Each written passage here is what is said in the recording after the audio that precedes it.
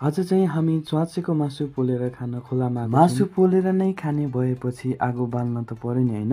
अनि हामी चाहिँ सबैजना मिलेर आगो बाल्न एकैछिनको मेहनतको पछि हाम्रो चाहिँ आगो बोल्छ। यो च्वाचेको बोसोले गर्दा आगो चाहिँ बब्बालै बोलिरहेको हामी चाहिँ यहाँ च्वाचे बनाउँदै थियौँ अनि म्यामहरू चाहिँ चटपटे बनाउनु थाल्नुभयो। च्वाचेको मासुसँग खान चाहिँ हामी लगेको थियौँ कोक र स्प्राइट।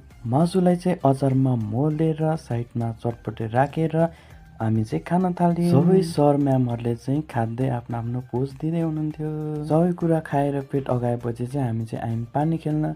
सबैजना चाहिँ पानी खेल्दै हुन्थ्यो। मलाई चाहिँ सो खेल्ने अल्छी अल्छी लागिरहेको थियो, चिसो चिसो भएको थियो नि त, घाम पनि गइसकेको थियो। यति कुरा मात्रै गर्दै थिएँ, म्यामहरू त आएर सबै बिजाइदिइरहेको।